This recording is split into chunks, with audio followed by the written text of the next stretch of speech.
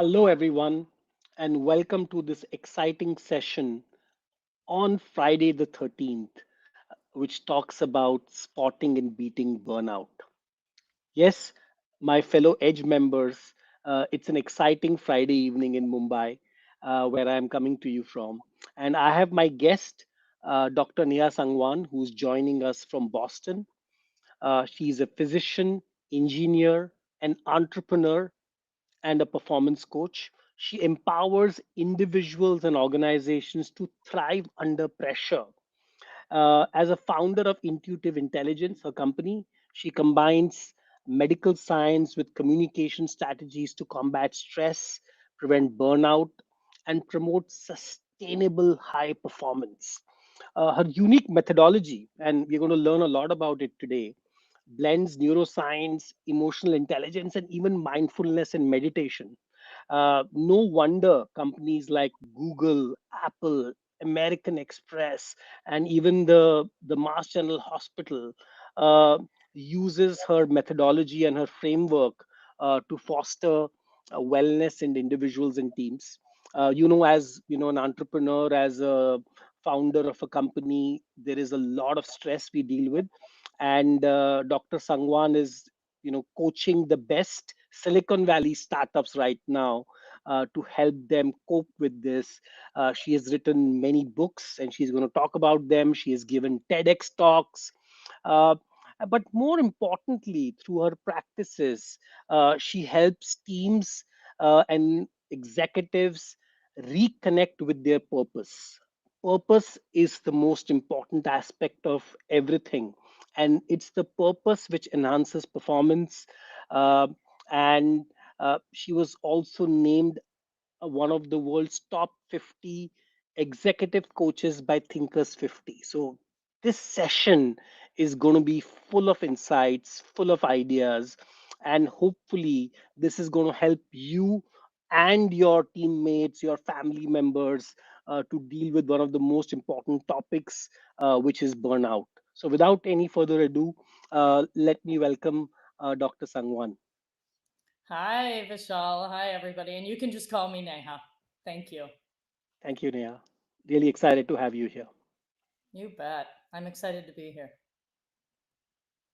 So I think what we will do is we will start the session with your presentation where you talk about your framework and how you are helping people manage and talk about even identifying something like stress, because a lot of people don't even realize that they are burning out, and especially this is true with the high performing individual. This is a problem with a lot of people who are in leadership roles. So would love to know more about what you think, and how do we identify, and your framework which Google and all the key companies you deal with are learning from. Sure. So I'll give you a little bit of history here so we can frame it so everybody knows we're all on the same page and everybody knows what burnout is. And then I'll give you a little bit of my story. And then why don't we dive in? I'm happy to hear what everybody is interested in, what you're interested in talking about, and making this really practical for everybody. So, can you see my screen, Vishal? Yeah, absolutely, we can see your screen. Awesome.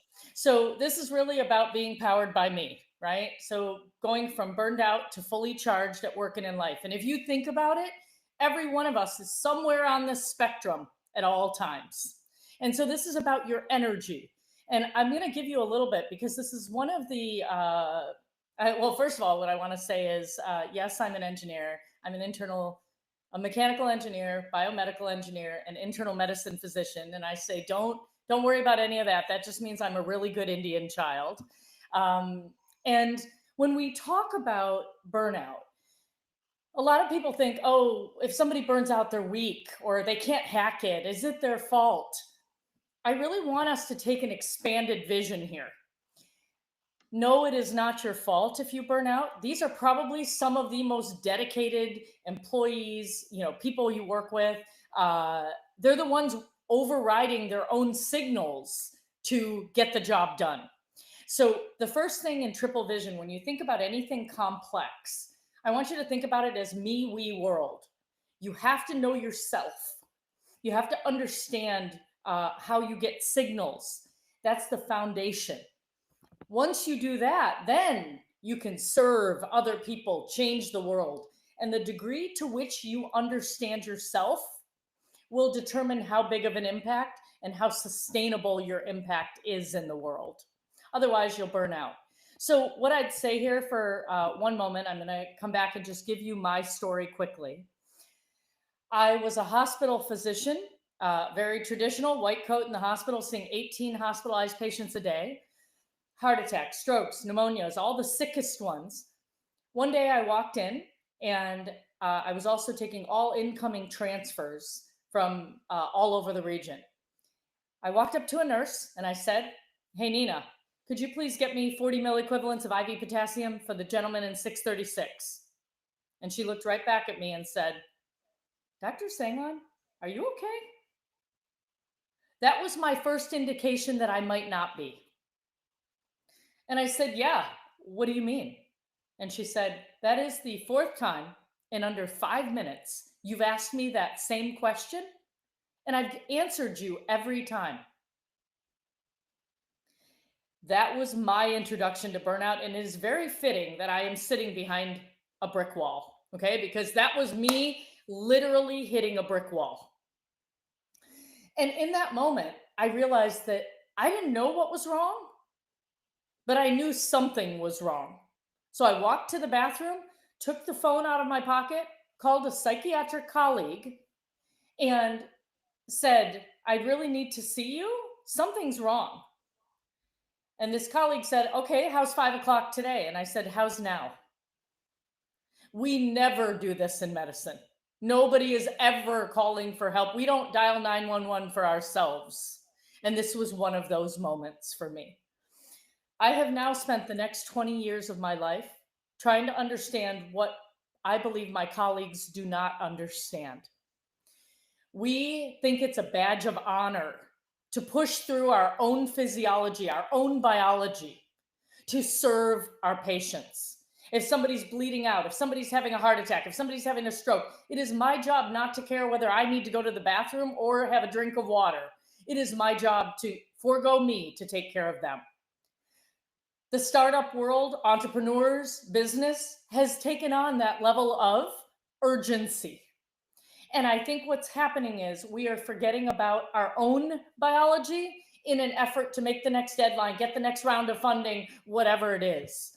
And so let me give you a little bit of background on this. Is going to give you some practical knowledge, each of you that are listening, around how I started to unravel and work backwards to figure this out.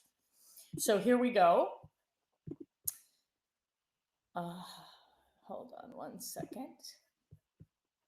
It was incredible to see how self-aware you were, right? A lot of people, when they are kind of dealing with this, may not even want to seek help. But yeah, we'd love to know more about your process. But yeah, very interesting. You bet. So, what I learned in the few sessions that I had, the several sessions, so they immediately put me on leave. So I was on stress leave. They gave me two things: paid time off, which I did not want. I am someone who gets my value from performing. I love to be working. I don't want free money coming in, right? That felt like a big loss, a big failure. I will tell you as I move through this. The good news is at the end of this, that was not only not a failure, it was the beginning of the life that I lead today, 20 years later. It is such a learning moment for me, a rewiring of my world. So, how do you pick up signals? I call it your body map. We're all so hyper vigilant about the outside world and figuring out what other people need from us, who's how will this look on social media, what are other people going to think, that we miss the data coming from within us, which is, I call it our body map. This is our physiology. This is when we feel heavy, we feel tired, our heart is racing, we have headaches, we have neck stiffness, all the things we push through, your stomach dropping, your throat tightening. Okay. So for me, When I get stressed, when I move out of my comfort zone, I feel heavy. I have chest, a little bit of chest, like my heart might start racing. I have throat constriction and my stomach dropping. I want each of you to take a moment and notice when you move out of your comfort zone, what's happening for you. And it's okay if you don't know. If you don't know, that's a very acceptable answer. Now, when your body starts talking, the question is, what do you do next? Because it might slow you down. You might have a deadline to get through. So I had a time tested equation that kept me working 24/7 for 36-hour shifts. It was two ice cold 16-ounce Mountain Dews plus a king size Snickers bar, and you could get me to stay awake for 36 hours. Now, these are called coping strategies, mechanisms to override that discomfort. Mine, I called it the sugar caffeine buzz strategy, right? What's yours? How do you get over deadlines when you're exhausted, when you're tired? Is it the retail therapy strategy? Is it the Netflix binge strategy? Is it the organize the closet strategy? Is it the exercise it off strategy? Is it the Red Bull strategy? Energy drink? Is it a glass of wine? What is it when stress gets to be too much? How do you numb those signals coming from your own body? So something really important, and we can talk about this, Vishal, if you're interested, but a lot of people judge these ways that they cope. I don't. I thank them. Thank you, sugar caffeine buzz strategy, for getting me through those 36-hour shifts. So I'm grateful to them. We'll talk about that in a moment. Right now, what I want to tell you is, what is burnout? How do you actually define it? It's this amorphous experience. Well, it's exhaustion, physical, mental, emotional exhaustion. When that goes on for some time, it turns into cynicism, where you start to feel, oh my gosh, I don't know if how, no matter how hard I try, I'm not sure it's going to change anything. Sometimes you start to distance yourselves from your team members, people you're working with. You refer to them in ways that are not their name. You try to disconnect, not because you're not a caring person, but because you don't have the energy. You don't have the energy that social connection takes. Sometimes you don't start to believe in yourself, cynicism, and then that's called depersonalization. And the last one I gave you a very clear example of, which is ineffectiveness, when I literally hit the brick wall of asking the same thing over and over again and not remembering. So there's phases of burnout, three of them. There's an alarm phase in the beginning where you feel like you've jumped on a treadmill and it's going too fast. The next one is when you do that for a very long period of time, you've used all these coping strategies, and now you're moving into the chronic adaptation phase where you're hanging on by a thread, getting through each day, barely. And then one more thing happens, and you go sliding down the slippery slope of burnout to ineffectiveness. So there's a timeline. You're not fine on Monday and burned out on Friday. That's not how it works. Your body is way too smart and sophisticated.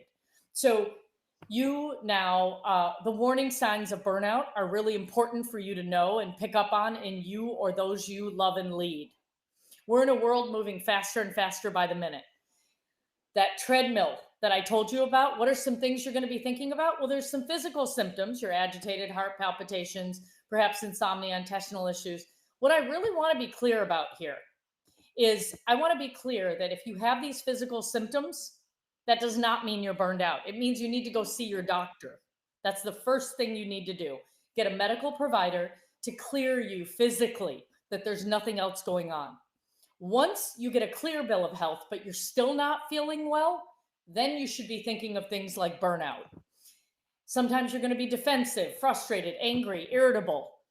The way it looks in the world is you start missing deadlines, and that's not like you. You can't really function. You're staying late. You're coming in late. Things that are not you. You're starting to say, oh, I made a mistake. That's not like me. I reacted to so-and-so. That's not like me. You have a weekend off and you still are fatigued. If that goes on for quite some time, you move into the adaptation phase. You're procrastinating. Sometimes you call in sick. You're socially withdrawing. That's that depersonalization, cynicism, depersonalization that starts. You get resentful, right? And then I know you're at the end of that chronic adaptation phase when you start becoming apathetic. You know what? nothing I do is going to make a difference. Or you start using more and more of your coping mechanisms. You used to need, you know, a double latte. Now you need one twice a day. So when you start using more and more of your coping mechanisms just to get the same effect, and then exhaustion is when you take time off, you're still not recovered. You start having difficulty functioning, like I shared with you, debilitating headaches, pain, and in the worst cases, depression, hopelessness, suicidal ideation. And depression and burnout are not the same thing. That's something we can talk about later if that's interesting to you. But they can overlap. There's big discussion in all of this. So if you or someone you care about is, suffering from anxiety, there's a whole experience that I can give you on that, um, if we want to talk about that. Here's how I'm going to wrap up, and we're going to move into our discussion. If you are burned out or showing signs of stress and you go to get help, this is the typical thing you're going to get from a doctor. You're going to get some time off, 10 days off, a month off, whatever it is. They're also going to give you some combination of an antidepressant, anti anxiety, or sleep medication, Prozac, Ambien, Ativan, that is going to depend on the context in which you present. If you have a very forward thinking medical provider, maybe they'll give you stress, tell you to do some stress management or do yoga, go in nature, go to the beach, relax. Okay. This is a typical prescription. Here's the problem: 10 days later, a month later, you go back to work with no idea how you got there or what to do differently to make a new outcome. So, what I'm saying is, yes, you need to be stopped from the pattern that you're in, but you also need to simultaneously figure out where you're having a net gain or a net drain of energy on a physical, mental, emotional, social, and spiritual level.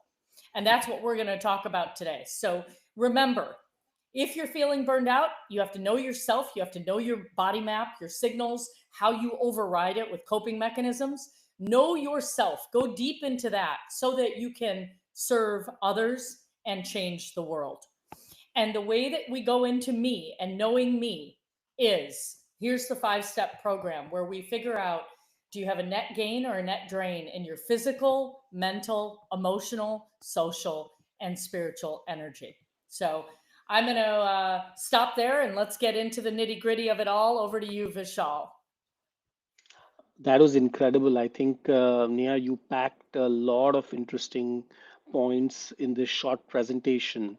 But what was really intriguing to me was the symptoms you talked about, Mhm. especially the physical symptoms, insomnia, headache and bad stomach.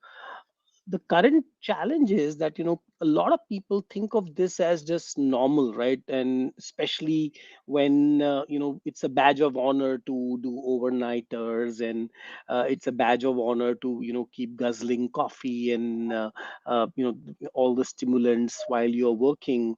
So a lot of what are the symptoms are what are in the startup tech world or in general entrepreneurship world considered that, hey, you have to do this. uh, so how does somebody figure out that are their symptoms really centered around uh, burnout, or is it just normal health issues? So, number one that I learned when I was on stress leave, I started doing research because my colleagues really didn't understand this. The second chapter of my book, Empowered by Me, is 5 conversations between me and a psychiatrist. So, you're watching 2 doctors talk about what this is and figure it out. This is 20 years ago. Wow. So, what I would say to you is stress causes or exacerbates more than 80% of all illness.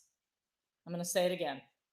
Stress causes or 80%. exacerbates more than 80% of all illness. So, some patterns I learned about me that I hope will help those listening. When I started to understand where this all came from, you know how in the Indian culture, we don't think anything of passing children around in the extended family? Like, hey, let your nanny take care of it. Hey, let so and so. Hey, when I was young, my parents came to America. They had an arranged marriage. They came to the US in 1965. When I was born in 1970, my nani, my mother's mother, was here taking care of us. My grandfather got a job in Africa in the United Nations and needed her to come. She picked me up at 3 months old and took me with her. I spent 2 years as a UN baby in Africa with my grandparents. I came back at 2 years old, but what I will tell you is what my parents didn't think much of, which is me moving around with family, was a huge impact on me. Because at 2 years old, I thought my grandparents were my parents. Yes? So you take me away from them, and a 2 year old, that is devastating. So it took me more than a month of crying, etc. I figured all of this out later. But why I'm telling you all of this is I figured out how I became such a people pleaser. I was traumatized in having lost my nani and nana. I didn't understand, what did I do wrong? That was where I went to. So my need to please the outside world started very young because I didn't want to be sent away again. I thought I might have done something wrong. Fast forward, I hear my father saying, wow, he was talking to a friend.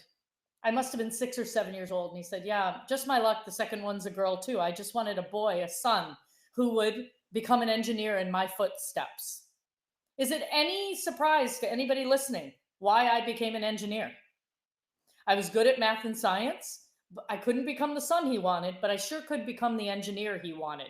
So that people pleasing, getting rid of what maybe Neha wants, but focusing very heavily on what my parents think of me, what the Indian community wants of me, what the culture is asking of me. I overheard my mother saying, I missed my calling as a doctor. My parents wanted me to get married. They didn't want me to have a pager on my hip. They wanted me to be a good mother and a good wife. It was our culture, right? My mom's 80 years old. It's a different generation.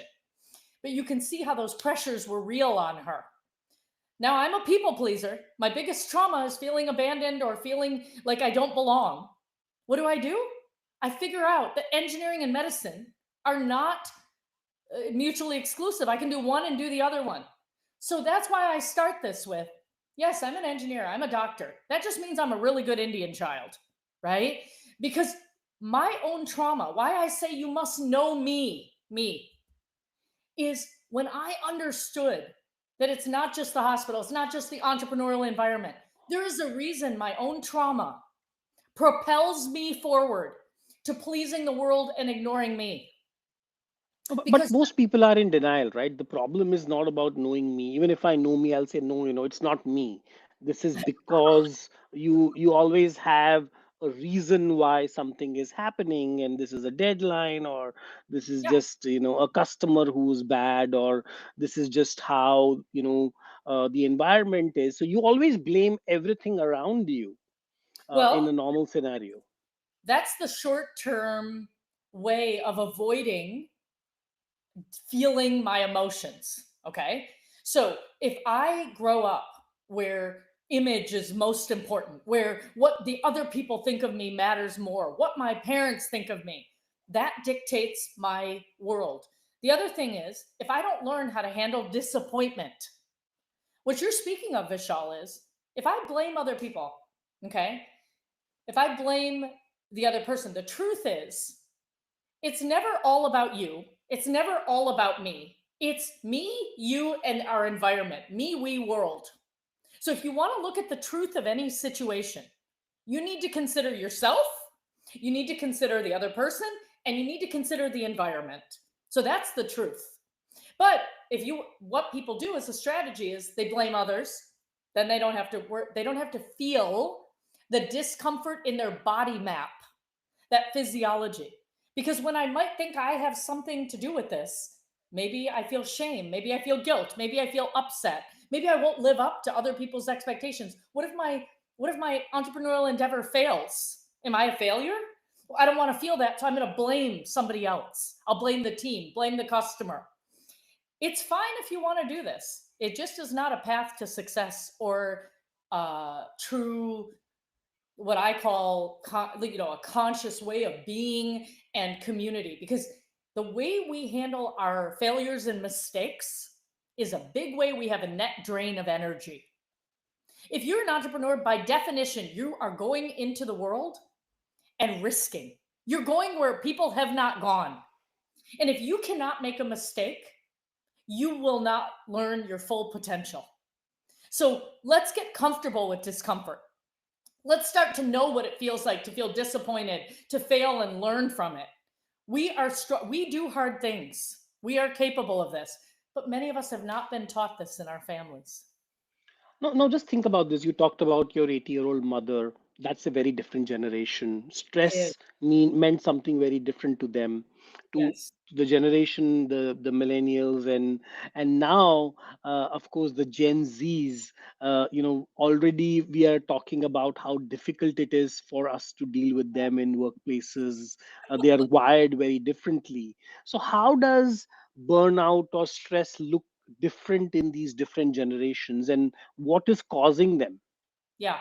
So, first of all, once again, we can say that Gen Z is a problem, okay? And we cannot own our own generational issues. Vishal, I went through mechanical biomedical engineering and went on to medical school without any undergrad in biology or physiology or anatomy. Can you imagine the amount of stress I was willing to take on? Okay. I didn't think of myself. So I'm in a generation who thinks to themselves, whatever it takes, push through it. Don't consider yourself. At 34 years old, I burned out. 34, right? It it takes a lot to break down a body at 34. Okay? But I was not going to listen to it because I cared more about the outside world. What if Gen Z is not the problem that we think it is? Okay? Because they won't push through their own biology. What if Gen Z is here to teach us some balance? What if Gen Z came in and saw what we did to ourselves and said, that's not the kind of parent I want to be. That's not the kind of life I want to live. What if we are all here to learn from one another? What if I'm here to help them go farther than they would normally go? And what if they're here to remind me of the joy I should experience in my life? What if, in the end, the truth and joy and happiness and success is somewhere in the middle of us honoring each other? And that's the problem, right? Sometimes I'm just generalizing that leaders are Yep, confused when their teams complain that they have burnt out, while sure. I, as a manager, I'm saying, what is going on? Why are you burnt out? You better put in the extra work. I have done this when I was your age. The most That's common right. thing, we always tell that, hey, when I was your age, I used to work 6 days a week, 20 hours a day, and you are complaining about not getting a Saturday off. So how does the team dynamic works in, because it's also the environment which pushes pressure on you, not only you individually. Yes. So here is where the me we world comes in. Okay.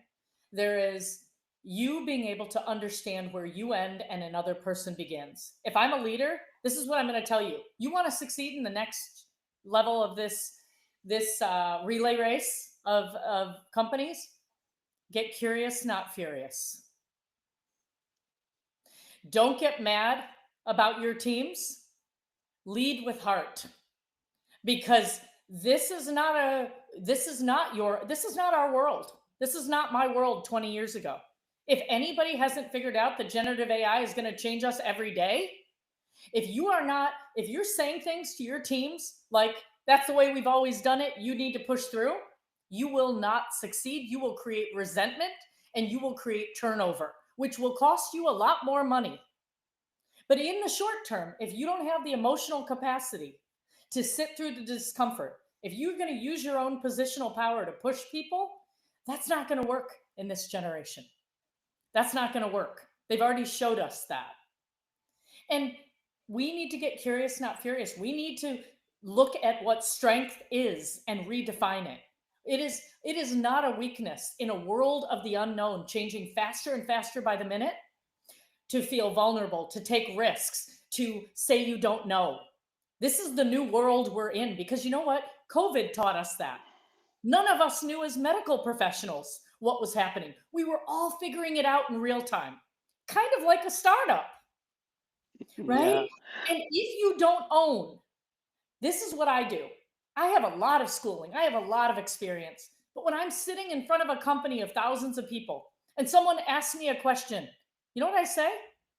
Thank you. Thank you for bringing that up because I think there might be other people who want to know this as well. You got to give me a little bit of time because I want to give you a more thoughtful answer. Right now, I don't have the answer to give you a full, thoughtful answer. By Monday, you will get an answer from me.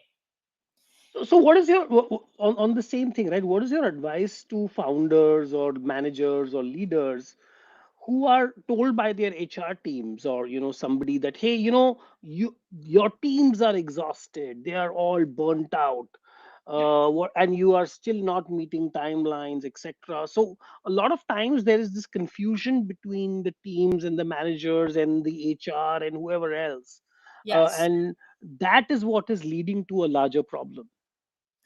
So this can all be solved because all of these things will build upon each other. Okay. Number one, you spoke about this in the opening. People need to have a connection to a higher purpose. Okay. What they're doing has to matter.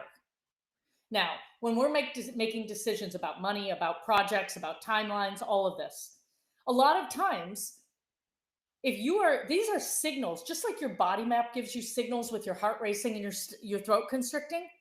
So too is a signal from your team. We don't have the resources. We're exhausted. Like these are like team body map signals. Okay. You're getting these things. You can push them harder in the short term. But what I promise you is you are going to pay at some time. At some point, you're going to pay. So sometimes you have to slow down to speed up. There has to be founders are getting pressure from their investors, from their boards, whatever it is. This is a systemic experience, which is why I started this with me, we world. Okay. One thing we've learned, you know, is that with the next generation, with this culture that we're in that's changing faster and faster by the minute, we need to adapt ourselves. You have to upgrade the human software to meet the world in which we function. But typically, this has not been valued. I told you, if you don't have a team that understands how to handle disappointment, not cover things up because they don't want to fail, you're going to be in trouble down the road. You're going to be on substances. People are going to have to figure out ways to numb that discomfort. To me, the most important thing leaders can do is think about themselves, their teams, and the company at large. You got to think now, short term, long term. You got to have an expanded vision, not now or next quarter. You have to be thinking all of these things when change is happening this quickly. So when you're saying between HR and leaders and teams, okay, you think that the culture of a company is separate from the performance outcome. They are not. They are integrated. And when people start to be able to communicate, here's what I'd ask you. In today's world, how much time have you spent building trust between people where they are not just giving and receiving work from each other? If they don't care about each other, they're not going to go above and beyond. They're going to do exactly what is needed and required to do of them, and they're going to peace out because they are very exhausted. This is not because they're lazy. This is because you have to tap into a human being caring about the mission, the purpose. You have to have them care about each other. And then you get people going above and beyond. Who do you think about your best friend, Vishal, who you're really close to, your group of friends? Would you go above and beyond for them? Yes, you would stretch yourself. You would, if we want this from human beings, they need to have the ability to speak up, say what they need. They need to care about themselves and each other. And HR, we have to align the initiatives for sustainability. Short term, yes, you've got to get things over the deadline. But we have to be thinking a little bit longer term now. We can make things more and more efficient. Of course, that's what's happening. But the pace of change, if you don't upgrade people's ability, so I'm being asked to speak next year, okay? AI and everything was what was this year. You know what next year is? How do we lead with heart? Yeah. How do we tap back into the human being? So, what we think is so sexy and interesting on technology and this and that, we've outsmarted ourselves because until you upgrade the human software to handle the level of pace, change, innovation, disappointment, failure, we are not going to meet these technologies where we need No, to. no, but yeah, just think about it, right? I mean, you talk to so many Silicon Valley founders, and even a lot of that is now happening in India. Uh, the whole hustle culture, or the fake it till you make it kind of a Yep. culture, or a culture where someone thrives in chaos always, and Yep. always hustling. When they believe that, pushing people and, being somebody who's obnoxious is actually the way to do business, and it's not about, if you can't take pressure, you should not be working here. We recently had a lot of debate around this when Narayan Murthy suggested in one of the sessions that people should be working 70 hours a week, and then everybody kind of pounced on him and all of that, right? So I think the challenge is that, how do you figure out, how does, you know people just are in denial all the time with this. Yes. So, this is the same thing I want to bring up that is the cultural generation of my parents. Okay. Success to them was their daughter becoming an engineer and a doctor. Okay. I became all of those things and promptly burned out. Am I successful? Am I a failure? What am I? By whose standards? But burnout was not even a problem, in 15, 20 years back. That was not even a problem anybody talked about. It just looks like, for a lot of people, it looks like a new excuse for people to not deliver, or if they did not meet their deadlines, they'll say, oh, I just got burnt out, I need a break. So, what I want you to know is it was a problem. It was not talked about. There was a lot of judgment around it. Doctors didn't even know what it was, although they were experiencing it very much. So, what I want you to know is it takes time for human beings to be able to adjust and change. Right now, technology is moving faster than culture. That's the gap we're in right now. We're also, what you're speaking about is a very little bit paternalistic way of thinking. Just tough it up and keep going. Nobody wants to be saying to you, I'm not okay. Nobody wants to say that. Nobody wakes up in the morning and says, let me see how little I can do today. Let me see how little I can get away with. When we have judgments about other people, that they're lazy, that they're not working hard, pay attention to what generation you're in and who told you what. No, but that's the role models, right? Look at somebody like Elon Musk, right? People are looking at him. He sleeps in his office and is always on Twitter, and always, and even to some extent Trump. These are, people are observing their leadership style, and a lot has also been talked about Steve Jobs' leadership style, where they were, borderline obnoxious. So I Mhm. think the question here is that when your role models are doing this, how Yep. do you justify that this is wrong? So tell me what people admire about Elon Musk or Trump. What are the qualities of leadership that they admire? No, I just think that it's all about, their whole, let me use the word, uh, their attitude of pushing things and pushing the system beyond its limit, right? They're Good. constantly trying to push the system. And that is what, when people are saying, listen, I know you are burnt out because I'm trying to make big changes. And, uh, that is kind of part of the problem in this. Okay. Everybody gets to decide who their role models are. Okay. For those of you that it's Elon Musk and Trump, okay, what you want to do is you want to figure out what you admire about them. Okay. It might be bull in the china shop. Like you don't like something, just push right through it. It goes back to what we spoke about, Vishal. People who are uncomfortable with their own emotions and feeling what's actually happening are going to push through anything that's in front of them and use their positional power Two, break whatever's around them. Okay? That's one way of leadership. That is not the way I coach these companies and these teams. No, but the problem is one of the person is the richest man and one of the person is the most powerful man. So I think the problem is that people can consider success and then they kind of use these things and say to be successful, I Yeah. need to be burnt out and I need to burn the candle on not all ends, but burn the entire candle every day. Yes. So let's go back to what you've said here. This is very important. The richest man in the world and the most powerful man in the world. And what is success? This is what we need to stay. This is the most important thing we're going to talk about. When I was young, success meant to me pleasing my parents and the Indian community. That led me to engineering medicine and burnout. Why? Because in triple vision, me, we world, who was I not paying attention to? To me. Me. That skyscraper cannot be built without a foundation. Okay.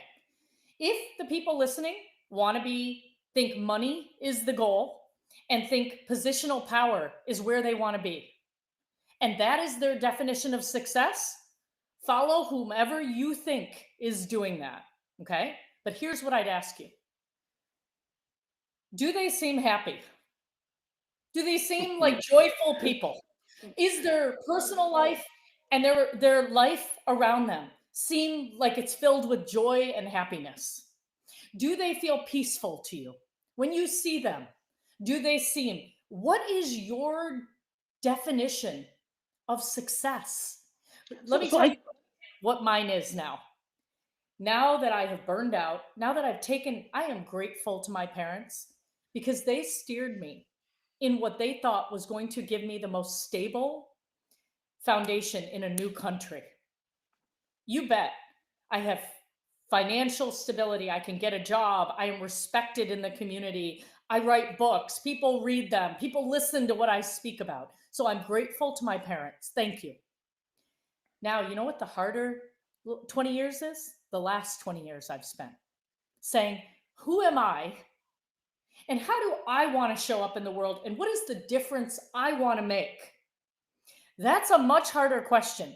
My definition of success is that I take care of this precious being, that I use my energy and effort and expertise to serve others in a meaningful way that matters, and that I change the world for the better by being here.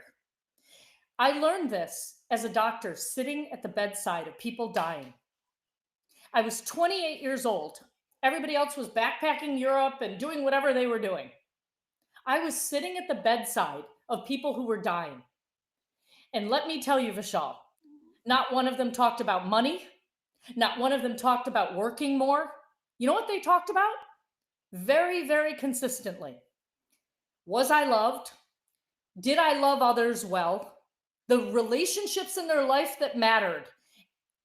Did I make an impact in the world? That because I was here, the world will be better. And lastly, their regrets. The regrets were not about what they tried at and failed. Never. You know what the regrets were? I never told my son that I loved him. I missed making up that fight I had with my coworker. We broke apart. I never said sorry. The things they didn't have the courage to do. Those are the things. And I believe people said, oh, it must be so depressing to hang out with people who are so old. I said, in my 20s and they're giving me the answer to the end of the game. They're showing me when you're on your deathbed, they're not talking about chit chat. They're only talking about what mattered in their life.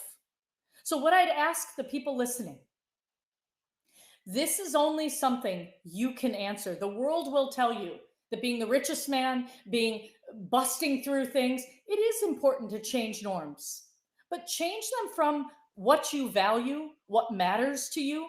Treat other people in a way that at the end of your life, you will be proud, because you know what these people did? They had to live their life twice, once forward and once in reflection. Live it in a way that will make you proud. And don't live it by what the world thinks you should be doing. Get clear about what success means to you and live it that way, because you're going to live it multiple times. If you care more about what other people think, if you want to damage your relationships to accomplish whatever it is, make that choice and know that that's what will make you happy, So right? if someone who's listening to our talk today Yeah. is hanging by a thread Yeah. and still showing up, what would you tell them that they should be doing today and not tomorrow? So what I would say is I have a website that I'm happy to give you. It's a in the book. At the end of chapter 2, it says this is what burnout is. If you notice any of these symptoms, stop reading my book. You don't need to read a book. What you need to do is go to the Powered by Me emergency toolkit. So if you know you are someone who's having trouble sleeping, you recognize some of these symptoms, these, and you don't know what to do. The first thing you have to do is hit pause. The second thing you need to do is get your physiology back in order. The way that you do this very quickly, see, people don't even know this. Breathing, this is so crazy. It's in yoga, it's in Indian, you see it everywhere. Don't tell me to stop and take a deep breath. Let me tell you why it's important. Right now, while you're watching this, if you feel your bottom sitting wherever you are, you feel your feet on the ground, and you start to take a deep breath, what you do is you take your diaphragm, a muscle underneath your lungs and above your stomach. It looks like an umbrella. When you take a slow, deep breath, you force the diaphragm to contract and flatten. This triggers your vagus nerve, slows your heart rate down, and calms you immediately. When you're in a meeting and someone else takes credit for what you did, when you're feeling underappreciated, take 3 slow, deep breaths and get your own grounding before you answer, before you react, before you do something. So, what I'd say is, I'm going to give you a link to guided imageries, ways that somebody who's hanging on by a thread can reground and recenter themselves. Okay. Because that's the first thing you need to do. You cannot solve anything if you yourself are not connected, right? If you yourself are not grounded, because then what you'll do is you'll say things you don't mean that you have to clean up. You'll yell at people, break relationships, do all sorts of things, and then you're going to have a bigger problem on your hands. So if So somebody's saying, also yeah, go ahead. sorry, so does also this whole crisis of burnout also exposes the whole challenge of people's search for meaning? Because right now, in the world of social media, people are seeing these perfect lives, and for them, success is very superficial. But the reality is that people just don't have a sense of purpose, and that is what, and the purpose is, how do I make more money, or how do I become more richer, and how do I become more powerful? Yeah. And one of the things which I also hear a lot is that, hey, first I have to burn out, and once I become rich is when, that's when I will start thinking about mental health and other things, right? So I can do that later, but to first reach my destination, like a rocket, I have to burn the entire fuel and reach the orbit. Listen, it is a big job. When you take on being an entrepreneur, you are someone who's saying, I'm ready to sacrifice my own energy, my own, time, energy to push through it. So I want to honor that I'm an entrepreneur. I've been one for 20 years. I'm paving a brand new path in healthcare and medicine. Okay. So there is the reality of what you're saying. Okay. And give me one more time, Vishal. Say the question you just said. So the question was that, how will people find meaning? Because right now, success is something else. So the crisis of meaning itself in Okay. modern work and life. So this is what I find in entrepreneurs in Silicon Valley, all over the world. Entrepreneurs usually are very clear on their mission. Okay. And my God, if your mission is just to get rich or to do whatever you're doing, to please your parents, whatever, to have a name in society, what I will tell you is at the end, you will figure out that you feel empty once you've achieved it. So, my experience with entrepreneurs that are willing to go into the fire and do all of this is that a lot of them do have a higher purpose. They are connected, okay? But here's where they burn out as well. They burn out because they're avoiding their home life. They're avoiding their personal life. There's other areas of their life that are not working that they avoid, and they throw themselves entirely into this, and then their marriage falls apart, other things fall apart. Okay?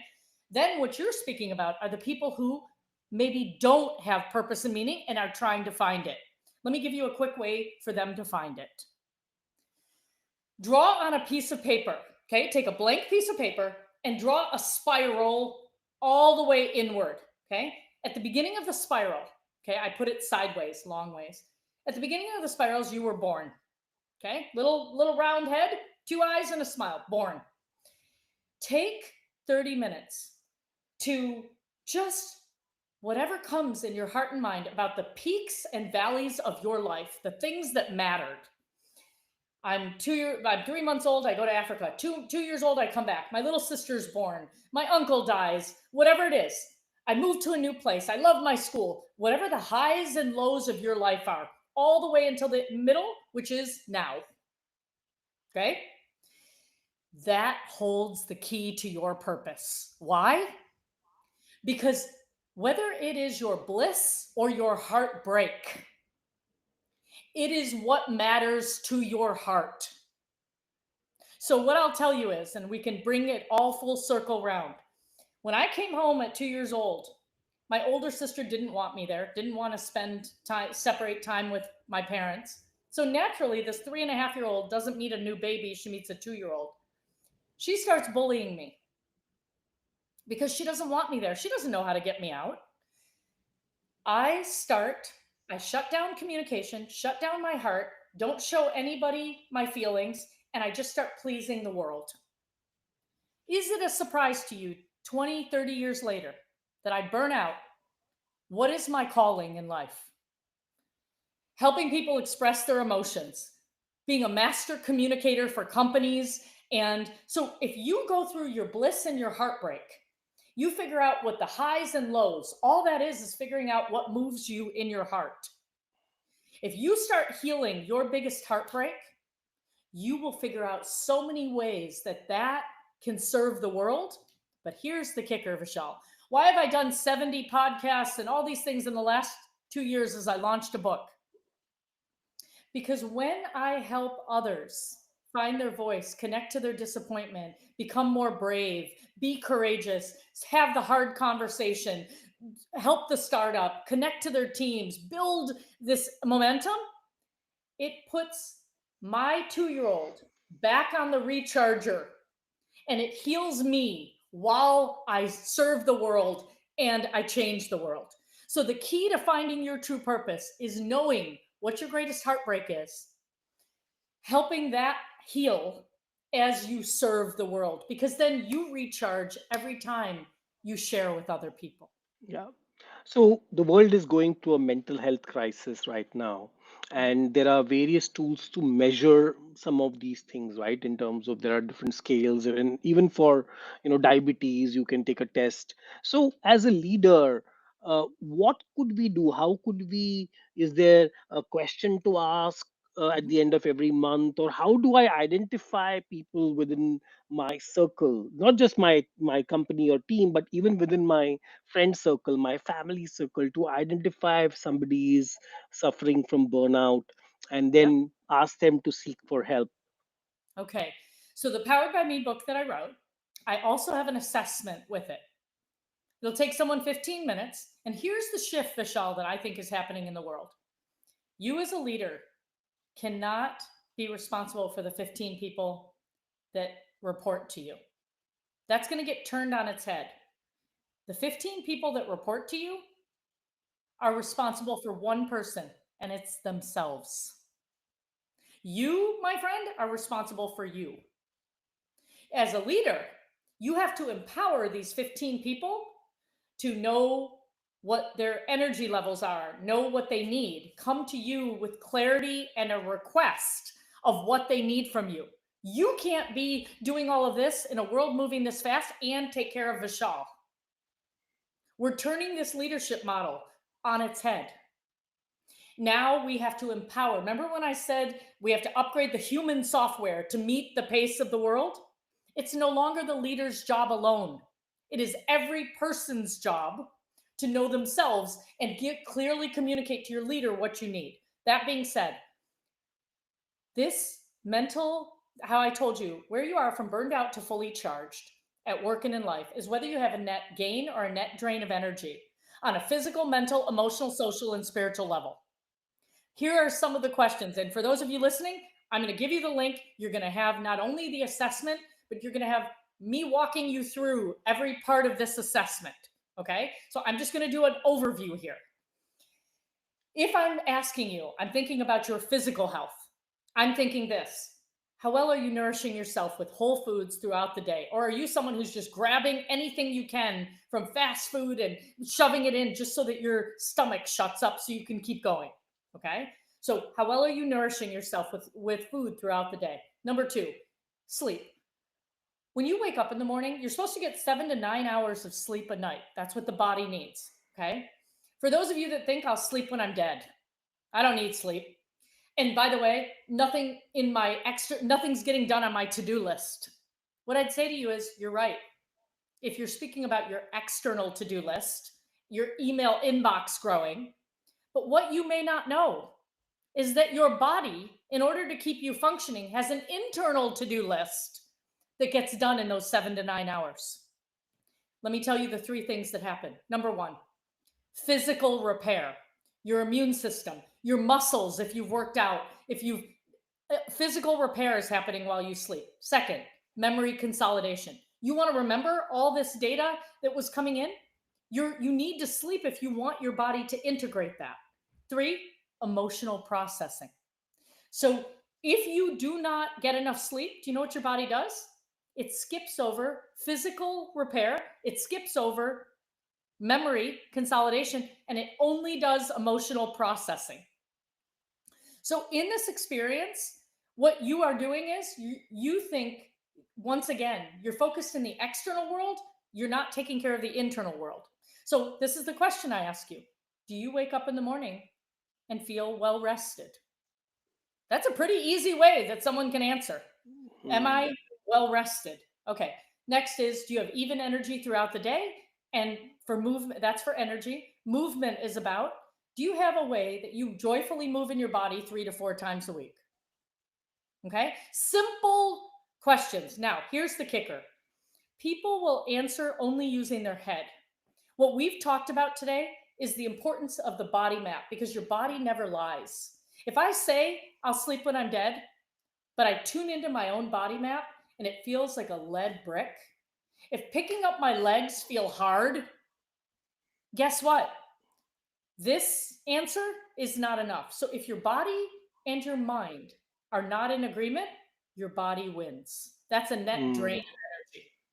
Then you move on exactly. to mental. Mental is about making mistakes, like we spoke about it. When you make a mistake in a world moving this fast and the unknown and uncertainty, do you think of it as a failure? Do you skip over it as fast as possible? Or do you think of it as a learning opportunity? So there's a whole series of questions. The ones for emotions are, what areas of your life are you avoiding conflict in? Work, home, family, finances. Where are you avoiding conflict? Because now I know exactly where you're having an emotional drain. Flip side of that question, what areas of your life give you joy? This is how quick the questions are. And people can take an inventory all the way through your spiritual meaning, purpose questions. So the idea here is, in less than 15 minutes, you have everybody take it for themselves. Because guess what, Vishal? We as leaders, no matter how sharp we want to be, we're going to pick things up late. If you train your people to be able to do their own energy management, they know where they're having a net gain and a net drain. They can self manage, they can ask for what they need, and you, as the leader, can do your job to deliver that. But you, as a leader, cannot be trying to figure out, is Neha burned out? The nurse had to tell me I was burned out. Exactly. So before we end, one interesting question here, that can somebody recover from burnout, or does it have any lasting psychological or neurological changes? Is this like a reversible situation? 100%. So here's the thing, People say to me, "You've written a book, Talk RX, on conflict. So you must have no conflict in your life. Your relationships must be amazing. You wrote a book on burnout. You must never burn out." None of these things are true. I have conflict in my relationships and I burn out. Okay. But here's the difference: I know myself. So, you know what that allows me to do? I pick up the signals very quickly. I know exactly when a conversation is going to head into conflict. I take a pause. I tell someone, "I'd really like to have this conversation with you. Give me the weekend to sleep on it and I'll pick it up on Monday." Do you know what I do? I came off a burnout book tour and podcast extravaganza feeling burned out. Okay? But the most important thing was, the moment I realized I started getting irritable, the moment I realized I wasn't myself and I was making mistakes, guess what I did? I asked for time. I delayed things. I gave myself the space and I recovered quickly. So, this is not about never having these things happen. It's about picking up the signals early, having the toolkit, and empowering not just yourself, but those you love and lead with their own information, because we are now moving in a world that's moving way too fast. Each of us taking care of ourselves and being able to function together, it's going to be about trust, it's going to be about self-awareness, it's going to be about agility, and it's being able to pivot. If you're investing in others, you must be caring about their self-awareness, their ability to pivot and correct course. So, to me, I think what we're looking for now, if you're stuck in the old paradigm, you're going to be left behind, and you're going to be left behind quickly. Again, thanks a lot, Nia, for this wonderful session. I think it was extremely amazing to hear from you about burnout, uh, how to actually find uh, mechanisms to cope with this. But what I really enjoyed is your whole idea of looking at this as the software and upgrading yourself. I would just like to add that not just a software, but you should think of this like an operating system You of bet. how you operate You bet. from a mind, body, and soul perspective. Yeah. Once again, thanks a lot. I think the resources you have pointed out to, we'll of course post it to all our members, all the community members. It is going to be definitely of a lot of value for people. Once again, thanks a lot. And everybody listening on Edge, next week we will be hosting a world class speaker on a topic which is how do you be a great spontaneous speaker. He's Matt Abrahams. He's a lecturer of strategic communication. This is on 21st June, which is next Saturday at 10 a.m. So looking forward to having you there. So please keep asking, posting your questions, and of course, we'll be available to you both on Edge groups as well as on social media and other channels. Once again, thanks a lot, Nia, and looking forward to keeping in touch. Great. Thank you, Vishal. And I'm going to just do something in case you guys want to use it. Okay. Like, after all of this, I think three most important resources that people can get. Number one, we gave them the Powered by Me toolkit. So you can get actual exercises right now if you're hanging on a thread that will put you back in a place of feeling more resourceful. Second, if you're somebody who's suffering from anxiety, that's a loop of thoughts in your head over and over again that are draining you of energy. There is some tools for you to get out of that loop, and that's the anxiety uh, link that you can use. The third one is your own self-assessment for burnout for yourself and those you love and lead. And that comes along with 6 short videos where I walk you through the whole assessment so that you don't just use your mind, but you also use your body map to give you that information that you need so you can take an accurate assessment of where your energy is. Yeah, Thank you. Thanks a lot. you bet. And I will have the team just shoot over those links to you so you guys can put them in. Yeah. Thank you. Yeah, Thank what you, a, and have a yeah. great day. Say it again, Vishal. I said, have a great day, and thank Thank you. thank you. and I will wait for it to upload.